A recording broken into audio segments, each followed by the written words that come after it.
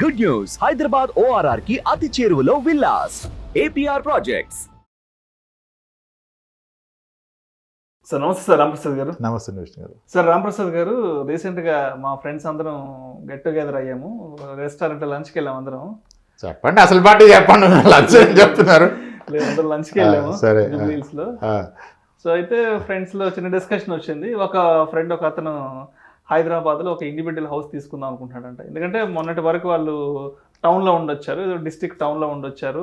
So హైదరాబాద్కి వచ్చి ఈ అపార్ట్మెంట్స్లో ఈ ఫ్లాట్ తీసుకొని దాంట్లో ఉండాలంటే వాళ్ళ పేరెంట్స్కి అంత కన్వీనియంట్గా ఉండదని, సో వాళ్ళ ఫ్యామిలీ ఎలాంటి ప్లానింగ్లో ఉన్నారంటే హైదరాబాద్లోనే ఒక మంచి ఇండిపెండెంట్ హౌస్ తీసుకుని దాంట్లో ఉండాలని చెప్పేసి వాళ్ళ పేరెంట్స్ డ్రీమ్ అంట. సో మరి అంటే కొంతమంది ఫ్రెండ్స్ ఏం చెప్పారంటే లేదు లేదు, ఇండిపెండెంట్ హౌస్ మరీ చాలా ఎక్స్పెండిచర్ అయిపోతుంది, so better to buy A flat in apartment అని చెప్పారు కదా. సో మరి రాంప్రసాద్ గారు అయితే దానికి ఏం చెప్తారు? అండ్ ఇప్పుడు మీరు చెప్పేదాన్ని బట్టి నేను మా ఫ్రెండ్కి సజెస్ట్ చేయాలి, హైదరాబాద్లో అపార్ట్మెంట్ ఫ్లాట్ తీసుకుంటే మంచిదా, లేదంటే ఎక్కడైనా ఊరికి దూరంగా ఒక ఇండిపెండెంట్ హౌస్ కొనుక్కోవడం మంచిది అనేది ఇప్పుడు మీ ద్వారా మా ఫ్రెండ్కి చెప్పాలనుకుంటున్నాను. షూర్ సార్, తప్పకుండా. సార్, ఇల్లు అనేది మన కంఫర్ట్ గురించి అండి. ఓకే, దాని గురించి మనం పని చేయకూడదు. మన కంఫర్ట్ గురించి ఇల్లు కొనుక్కుంటాం. సో ఎవరి అవసరాలు వాళ్ళవి. ఇప్పుడు ఏజ్డ్ పేరెంట్స్ ఉంటారు, వాళ్ళకి కొంచెం కంఫర్ట్, వాకింగ్, స్మోకింగ్కి ఇబ్బంది అవుతుంది, మొక్కలు పెంచుకోవడానికి అని. Yes, good. కానీ ఇన్ ద ప్రాసెస్ ఏమవుతుందంటే independent house are very expensive కదా సార్. అవును సార్. సో ఆ ఎక్స్పెన్స్ గురించి వీడు ఫ్లాట్ బడ్జెట్లోనే ఇల్లు కొనాలంటే సిటీకి చాలా దూరం వెళ్ళిపోతాం, అంతే కదా. 30-40 కిలోమీటర్స్ వెళ్ళిపోతాం. ఇండిపెండెంట్ హౌస్ దొరుకుతుంది ఈరోజు కూడా, 60 లక్షలకి ఇండిపెండెంట్ హౌస్ దొరుకుతుంది. కానీ ఒక 30 కిలోమీటర్స్ వెళ్ళాలి. ఆ 30 కిలోమీటర్స్ నుంచి ప్రతిరోజు సిటీకి వర్కింగ్కి రావాలి కదా, 2-3 గంటలు పట్టుద్ది ఈ ట్రాఫిక్. ఇప్పుడున్న ట్రాఫిక్ కనీసం అంటే ఇండిపెండెంట్ కొనొద్దని చెప్పట్లేదు. ఫస్ట్ ఇండిపెండెంట్ హౌస్ కొనటం వలన నేను రోజుకి ఒక 5 గంటలు బైక్ మీద తిరిగితే 4 ఏళ్ళకి నా నడుము పడిపోతుంది. ఇప్పుడు మీ జీవితంలో మీ ఇల్లు అనేది మీకు అత్యంత ప్రాధాన్యమా, మీ ఆరోగ్యం అనేది ప్రాధాన్యమా? ముందు ఆరోగ్యంగా ఉంటే ఆ కట్టుకున్న విలాసమైన భవనంలో హ్యాపీగా తిరుగుతూ ఉండొచ్చు. ఇల్లు కాదు మీ ఫ్యామిలీని పోషించేది, మీరే పోషిస్తున్నారు కాబట్టి మీ ఆరోగ్యం ఇంపార్టెంట్. నేను ప్రాక్టికల్గా చూస్తున్న ఇబ్బంది ఏంటంటే ఏదైనా కొనుక్కోవచ్చు, కానీ ఇప్పుడు ఇండిపెండెంట్ హౌస్ ఎక్కడో కొనుక్కొని ఔటర్ రింగ్ రోడ్ పక్కన సెంటర్ ఆఫ్ ది సిటీకి ప్రతిరోజు వచ్చి మళ్ళీ ఈవినింగ్ ఒక 2.5 అవర్స్ ఈ ట్రాఫిక్లో వెళ్ళి ఇంటికి వెళ్ళాక పిల్లలతో ఆడుకునే ఓపిక లేక అలా పడుకొని మళ్ళీ మార్నింగ్ లేసి ఊరికి ఒక్క సండే దొరుకుతుంది. ఆ సండే వాళ్ళు బయటకు వెళ్దామంటే ఈ ఒక్క సండే అయినా రిలాక్స్ అవుదామని ఉంటుంది. అంత స్ట్రెయిన్ అవసరమా అని ఆలోచన, అంతే.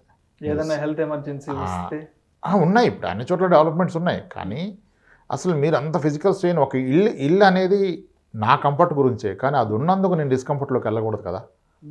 ఎక్కడికో వచ్చి అది ఇప్పుడు అక్కడే వ్యాపారం చేసుకుంటున్నాడు, కొనుక్కోండి. నాది వ్యాపారం, ఇంటి పక్కనే షాప్ ఉంటుంది, ఎక్కడైనా కొనుక్కో. కానీ నాది ఉద్యోగం, అది వచ్చి బేగంపేట, నేను ఎక్కడో కొంటానంటే ఎట్లా? రోజు 30-40 కిలోమీటర్స్ రోజు బేగంపేటకు, అమీర్పేటకు, జూబ్లీ హిల్స్కి రావాలంటే అయ్యే పని కాదు. అదే ఆలోచించుకోవాలి. ఇంకోటి ఏంటంటే ఇల్లు కొన్నప్పుడు ఇంటి మీద అమితమైన ప్రేమ పెరిగిపోద్ది. ఇప్పుడు పిల్లలకి మంచి స్కూల్ గురించి ఇల్లు తీసుకోవాలి, కానీ ఇల్లు వలన స్కూల్ అక్కడ సరౌండింగ్స్లో తీసుకుంటే తప్పు కదా. ఇప్పుడు ఆఫీస్ మన ఇంటి పక్కన ఎవరు కదా. మరి అప్పుడు ఏది డిసైడ్ చేయాలి? ఇల్లు ఏది కావాలో, నీ ఉద్యోగం, నీ ఆఫీసు, నీ పిల్లల స్కూల్ని బట్టి ఇల్లు తీసుకోవాలి, కానీ ఇంటిని బట్టి స్కూలు. భవిష్యత్తుని ఏది డిసైడ్ చేస్తుంది? ఇల్లు డిసైడ్ చేస్తుంది కాదు కదా. ఆలోచించుకోవాలి. లేదు సిటీలో ఉన్న ఇండిపెండెంట్ హౌస్ కొందామంటే ప్రాబ్లం ఏంటంటే కాస్త చిన్న జాగా తీసుకొని 100 గజాలు 110 గజాలు కట్టేస్తున్నారు. ఇక్కడ ప్రాబ్లం ఏంటంటే ప్రాక్టికల్గా నేను చూసింది చెప్తా. ఒక ఫార్మా అతను 120 గజాలు తీసుకొని ఇల్లు కట్టుకున్నాడు ఒక వెంచర్లో. ఈయన ఫార్మా అతను కష్టపడతాడు, ఏదో అతనికి వచ్చిన జీతంలో అత్తగారు అమ్మగారు సాయం చేస్తే మొత్తం మీద ఒక ఇల్లు కట్టేశాడు, గ్రౌండ్ ఫ్లోర్ కట్టుకున్నాడు. ఈయనకి ముందు అటు కుడి పక్కన ఎడం పక్కన వెనక ఐటీ వాళ్ళు కట్టారు ముగ్గురు. వీళ్ళకి కాస్త జీతాలు ఎక్కువ ఉన్నప్పుడు ఏం చేశారు, ఎలా కట్టింది కట్టాం కదా, రెంట్ కూడా వస్తాయని పైన 2 ఫ్లోర్లు వేసాడు.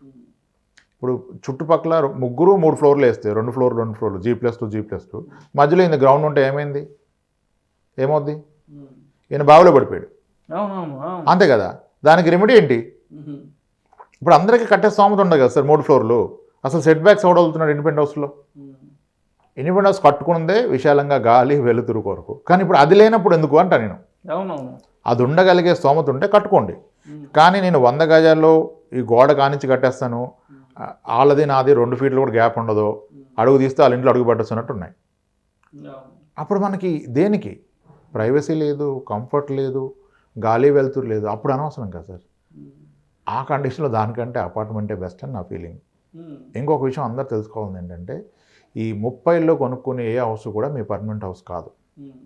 ఒక వ్యక్తికి అతనికి సరిగా సెట్ అయ్యే హౌస్ అనేది ఆయన రిటైర్మెంట్ తర్వాత తెలుస్తుంది. అప్పటిదాకా అన్నీ టెంపరీయే. కానీ దీని మీద విపరీతమైన అటాచ్మెంట్ పెంచుకొని దాని చుట్టూ తిరుగుతారు. ఇల్లు కొనాలంటే కొనండి, కొన్నాం కూడా దాని మీద ప్రేమ పెంచుకోవద్దు. దాన్ని అక్కడ ఉంచి దాన్ని అడుకో రెంట్కి ఇచ్చి మీరు ఇంకో దగ్గర రెంట్కి వెళ్ళిపోండి, మీ కంఫర్ట్ దగ్గరికి వెళ్ళిపోండి. ఇల్లు కావాలన్న కోరిక తీరిపోయింది కదా, దాన్ని ఉంచుకోండి.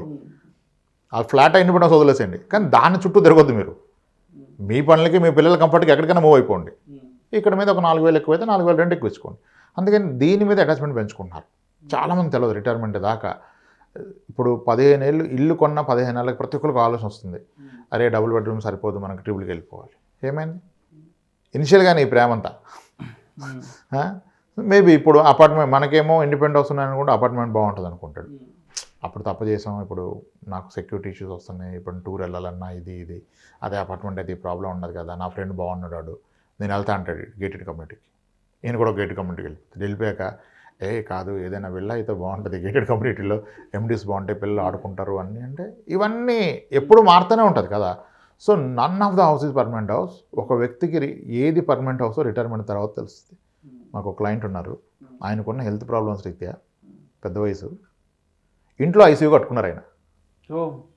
That is requirement. Who knows మన రిక్వైర్మెంట్ నాకు తెలుసా? ఆయన 3 days ఇన్ ఏ వీక్ ఐసీయూలో ఉండాలి. సో ఇంట్లో కట్టుకున్నాడు, హాస్పిటల్ పక్కన ఆయనకు ఉంది స్తోమత, పెద్ద ఇల్లు కట్టుకున్నాడు, ఇంట్లో ఐసీయూ కట్టుకున్నాడు. ఎవరో తెలుసు.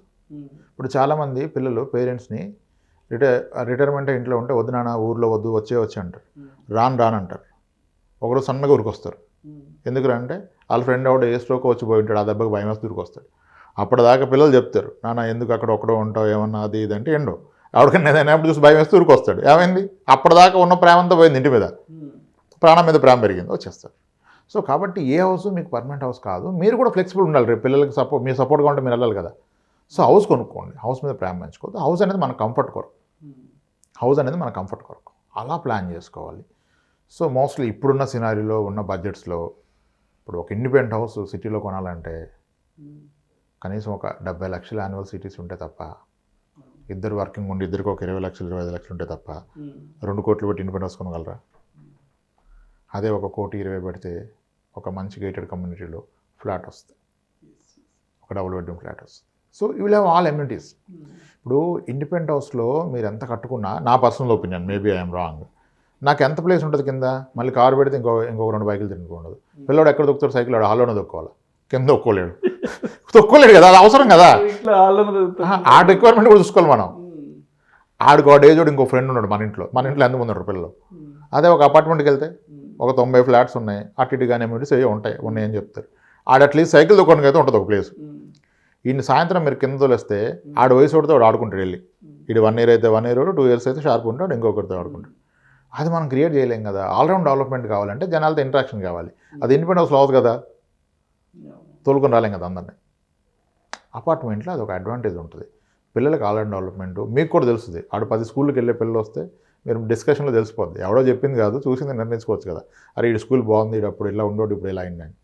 సో ఎక్కువ మంది ఇంటరాక్ట్ అవుతారు. కొంచెం నైబర్స్తో కనెక్టివిటీ ఉంటుంది. ఎప్పుడైనా ఒక 3-4 days సొంత ఊరికి వెళ్ళాలంటే కూడా భయపడాల్సిన అంత అవసరం ఉండదు. అది కూడా చూసుకోవాలి కదా, చూసుకోవాలి. 4-5 రోజులు ప్రశాంతంగా ఊరెళ్ళి రావాలంటే అట్లీస్ట్ మన పొరుగింటోళ్ళు ఎవరో ఒకరు కొంత చూస్తుంటారు. మళ్ళీ ఇంకోటి ఏంటి, ఇప్పుడు నాకే కాదు జీతం వచ్చేస్తుంది, రేపు మళ్ళీ ప్రైవేట్ జాబ్ పోతే ఏంటని ఈ 200 గజాల స్థలంగా ఉన్న అతను ఈయన కింద ఉంటాడు, నెత్తి మీద ఒక 4 పెట్టుకుంటాడు. అంటే 4 ఇంకో 2 ఫ్లోర్లు వేస్తాడు, ఫ్లోర్కి 2 బెడ్రూమ్లు. మరి పైన 4 ఫ్లాట్లు కట్టి కింద వానర్ ఉంటే ఆయన ఏమవుతాడు? వానర్ అవుతాడా? ఆయన వానర్ అవడు, ఆ ఇంటికి వాచ్మెన్ అవుతాడు. ఇప్పుడు టెనెంట్కి ఏదో అర్ధరాత్రి పార్టీ చేసుకుని వస్తాడు, జోష్లో ఉంటాడు, గట్టిగా గేట్ వేస్తాడు, నొప్పి ఎవడికి వస్తుంది? ఓనర్కే. అది ఆలోచించమంటా నేను. అది మీ హెల్త్ మీద ఎఫెక్ట్ చూపిస్తుంది, ఇప్పుడు చూసుకోండి. ఇప్పుడు ఏం కాదు అదే తీరిపోతాయని ఇటు 90,000 ఈఎంఐ పెట్టుకొని పైన 2 ఫ్లోర్లు వేస్తే ఈ 90,000 ఈఎంఐ తీరేది ఎప్పుడు కదా. చూసుకోవాలి, బడ్జెట్ చూసుకోవాలి, మన అదర్ అవసరాలు చూసుకోవాలి, కానీ మరీ ఎమోషనల్గా కొనొద్దండి. హౌస్ అందరూ కొనాలి సార్, దానికి నో డినే.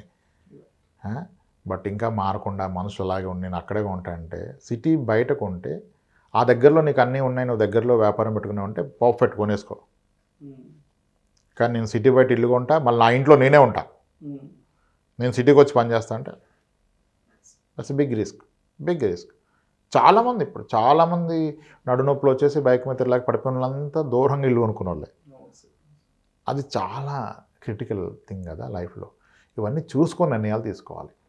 కొనుక్కోవచ్చు, ఇండిపెండెంట్ హౌస్ కొనుక్కోండి. సిటీలో కొనగలిగితే కొనుక్కోండి కదా, 6 కోట్లు పెడితే వస్తుంది, అద్భుతమైన ఇల్లు వస్తుంది. 6 కోట్లు పెడితే 200-300 గజాల్లో వచ్చేస్తుంది మంచి.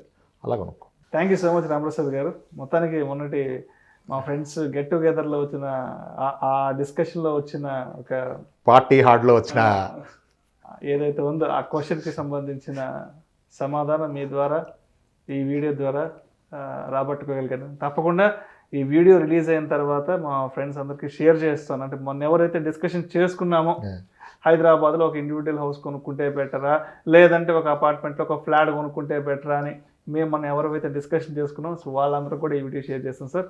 Thank you so much Ramprasad గారు. రైట్ అండి, విష్ణు గారు, థ్యాంక్స్.